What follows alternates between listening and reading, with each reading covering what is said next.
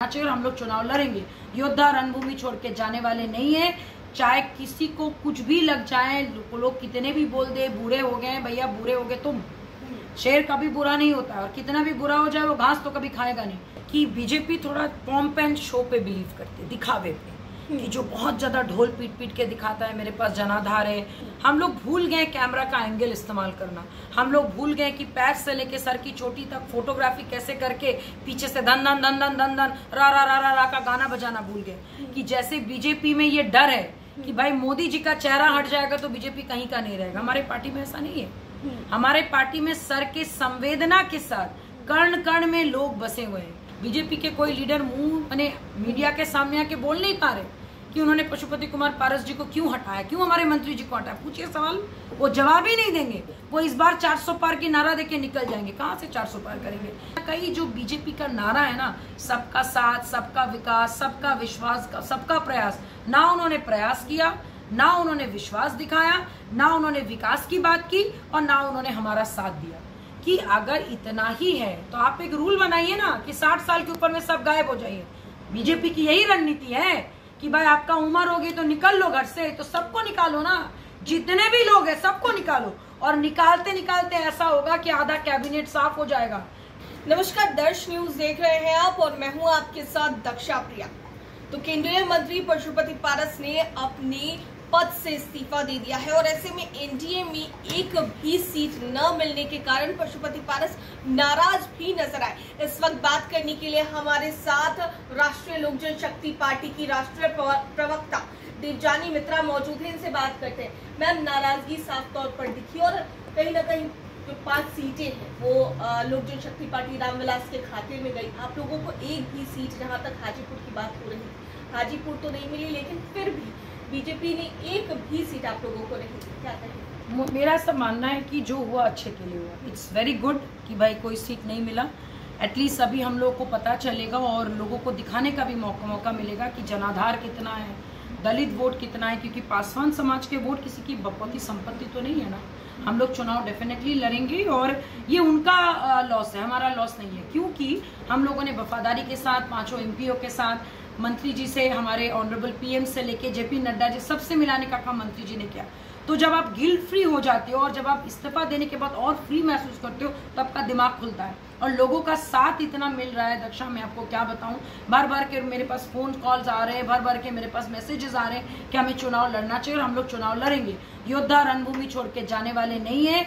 चाहे किसी को कुछ भी लग जाए, लोग कितने भी बोल दे बूढ़े हो गए भैया, बूढ़े हो गए तुम, शेर कभी बुरा नहीं होता और कितना भी बुरा हो जाए वो घास तो कभी खाएगा नहीं। इसलिए चुनाव तो हम लड़के रहेंगे। आप कोई आए तो अच्छी बात है, कोई साथ दे तो अच्छी बात है, लेकिन जब जंग छिड़ गई है, जब रणभूमि में उतर गए तो योद्धा बन के उतरना है और दिखाना है कि जनाधार किसका है और दलित वोट किसका है और कौन किससे कितना प्रेम कर रहा है। और हाजीपुर में समझौता बिल्कुल नहीं। अच्छा, क्या लगता है मैम, क्या कारण है? क्योंकि शुरू से ही पशुपति पारस एनडीए के साथ में रहे हैं और पूरी निष्ठा के साथ सेवा की है एनडीए की, लेकिन आज क्या कारण रहा कि पशुपति पारस को साइड कर दिया जाता है और उसके बाद एक भी सीट मेरा क्या कहते हैं, ऐसा मानना है कि बीजेपी थोड़ा पॉम्प एंड शो पे बिलीव करती है, दिखावे पे, कि जो बहुत ज्यादा ढोल पीट पीट के दिखाता है मेरे पास जनाधार है।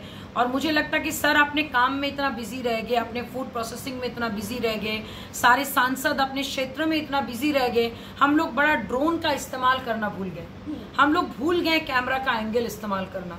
हम लोग भूल गए कि पैर से लेके सर की चोटी तक फोटोग्राफी कैसे करके पीछे से धन धन धन धन धन धन रा रा रा रा रा का गाना बजाना भूल गए। ये अगर हमारी गलती है तो है, लेकिन काम तो हमने किया है और ये काम किया है बोल के आज गिल्टी फ्री होके उन्होंने इस्तीफा दिया है। और मुझे लगता है ये नुकसान बीजेपी का है। क्या बीजेपी को लगा कि जो वोट बैंक है वो पशुपति पारस के जरिए नहीं आ पाएगा, चिराग पासवान के जरिए ही आ पाएगा? मुझे ऐसा लगता है कि अगर उनको लगा तो ये उनकी बहुत बड़ी गलती है। उनको ऐसा लग रहा होगा कि जैसे बीजेपी में ये डर है कि भाई मोदी जी का चेहरा हट जाएगा तो बीजेपी कहीं का नहीं रहेगा। हमारे पार्टी में ऐसा नहीं है। हमारे पार्टी में सर के संवेदना के साथ कर्ण कर्ण में लोग बसे हुए हैं और ये इतना प्रेम है, इतना यूनिटी है। शायद बीजेपी के अंदर भी उतना यूनिटी नहीं है। और देखिए कितनी शर्म की बात है, बीजेपी के कोई लीडर मुंह मीडिया के सामने आके बोल नहीं पा रहे कि उन्होंने पशुपति कुमार पारस जी को क्यों हटाया, क्यों हमारे मंत्री जी को हटाया? पूछिए सवाल, वो जवाब ही नहीं देंगे। वो इस बार 400 पार की नारा देके निकल जाएंगे। कहाँ से 400 पार करेंगे? 40 के 40 सीट अब कैसे जीतेंगे? आपने एक खेमे में, एक बास्केट में आपने 5 अंडा डाल दिए। Are you sure? सर्वे तो कुछ और बोल रहे हैं कि भाई 4 हारेंगे 1 जीतेंगे। उपेंद्र जी उल्टा नाराज हैं। तो आप यस नाराज है तो भाई एक आदमी नाराज होता समझ में आता है कि आपने सबके साथ नाइंसाफी की। और जितने भी घटक दल अभी उनके साथ है, सब ने धोखा दिया है। सब ने कभी ना कभी महागठबंधन के साइड गए। हम लोग कभी नहीं गए, हम लोग शुरू से साथ में थे। ये अलग बात है कि समय बदलते देर नहीं लगता है, व्यक्ति बलवान नहीं होता है, समय बलवान होता है। सर का ही कहना है, आज लोगों को लग रहा होगा बाप रे बाप कितना बड़ा पहाड़ टूट पड़ा, कहीं के नहीं रहे, जनाधार नहीं बहे। Wait and watch, wait and watch. मैं आपको बता रही हूँ, वेट एंड वॉच। चीजें बदलेंगी, लोगों को जवाब मिलेगा। और मोदी परिवार से, जो सबसे ज्यादा मोदी परिवार को प्यार करने वाले इंसान, जो लायन हार्ट दिखा के जो सबको लेके चलने वाले थे, वो है हमारे मंत्री जी। उनको जब आपने किनारा किया तो वो किसी के साथ भी किनारा कर सकता है। तो कहीं ना कहीं जो बीजेपी का नारा है ना, सबका साथ, सबका विकास, सबका विश्वास, सबका प्रयास, ना उन्होंने प्रयास किया, ना उन्होंने विश्वास दिखाया, ना उन्होंने विकास की बात की, और ना उन्होंने हमारा साथ दिया। तो जब आपकी नीतियां आपके ऊपर भारी पड़ गई, और इसीलिए भारी पड़ गई कि मंगल पांडे जी से जब सवाल किया गया, उन्होंने भाग गए, वो निकल लिए, वो शीशा ऊपर कर दिए। इस बार 400 पार बोल के भाई क्यों? आपने डिसीजन लिया ना, आपने जवाब दीजिए लोगों को कि आपने क्यों हटाया। जो जवाब आप नहीं दे पा रहे हैं, इसका मतलब है कि आपने गलती किया है। इसीलिए मुंह चुरा रहे, हम मुंह नहीं चुरा रहे। आज अगर हम चाहते तो हम फोन नहीं उठा सकते थे कि नहीं अभी हम नहीं बोलेंगे, मेरा मन नहीं है, लेकिन हम सामना कर रहे हैं ना, हम सामना कर रहे हैं ना आप लोगों का। क्यों कर रहे हैं? हमारे मन में सच्चाई है, और ये सच्चाई साबित होगी। हाजीपुर पे दक्षा कॉम्प्रोमाइज नहीं होगी, हम चुनाव लड़ेंगे और लड़के जीतेंगे। 2 MPs भी आपके पिछले दिनों चिराग पासवान से मुलाकात करने गए। देखिए, कुछ लोग हुलू खुलू करते हैं, कुछ लोगों की आदत होती है अपने जमीन तलाशने की। सबको है कि भाई मैं चुनाव लड़ूं, मैं गुड, वेरी गुड, बहुत अच्छा, जाइए। लेकिन याद रखिएगा, हम लोग बचपन में भी पढ़े, आप भी पढ़े होंगे, बुरे वक्त में जो साथ देता है, बुरे वक्त जो छोड़ के जाता है, और जो बुरे वक्त लाता है, तीनों को नहीं भूलते हैं। और हम तीनों को नहीं भूलेंगे, 3 शख्स को नहीं भूलेंगे, जो बुरा वक्त लाया, जो छोड़ा और जो साथ दिया। तो वक्त का इंतजार कीजिए, लोगों का आना जाना लगा रहेगा, नीतियां बदलती रहेगी, इंसान नहीं बदलना चाहिए। और हम लोग एक ऐसे इंसान के साथ खड़े हैं जिनको लोग कुछ भी बोल दे, बूढ़ा शेर, फलाना शेर, ढमकाना, भाई शेर है ना। आज भी लोग जब मुझे गाली दे रहे तो बोल रहे हैं शेरनी को गाली दे रहे, भाई मान लियो ना कि शेरनी है, तो शेर के साथ तो शेरनी ना रहेगा। तो सब वक्त की बात है, थोड़ा इंतजार कीजिए, कल तक फैसला हो जाएगा, चुनाव लड़ेंगे। लेकिन मैम सवाल भी कहीं ना कहीं उठे कि जैसे कि आपने ही बात की, बूढ़े शेर की बात की, तो पशुपति पारस की उम्र हो गई है, अब उनका करियर जो है वो समाप्ति पर है। ऐसे में चिराग पासवान को बीजेपी इस कारण से मौका दे रही है। तब तो फिर कैबिनेट में सारे मंत्री को हटाओ। आप अगर मोदी जी को बीजेपी से हटा देंगे, कोई देगा वोट? दिल पे हाथ रख के, कोई नहीं वोट तक बीजेपी के साथ मरूंगा। तो भाई आपका अगर नियत बीजेपी है तो हमारा भी तो नियत RLJP है, हम लोग भी साथ नहीं छोड़ेंगे ना।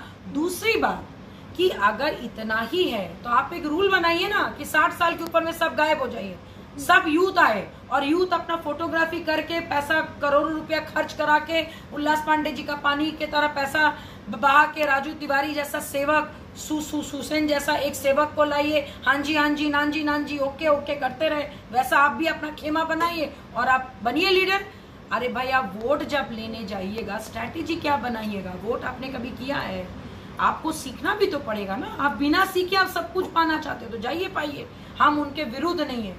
बहुत अच्छी बात है कि आपको मिला, कॉन्ग्रेचुलेशन, जाइए जी लीजिए अपनी जिंदगी। लेकिन किसी नए का आगमन से किसी को घर से निकालने का जो रणनीति आपने बनाया, इससे युवा कभी माफ नहीं करेगा।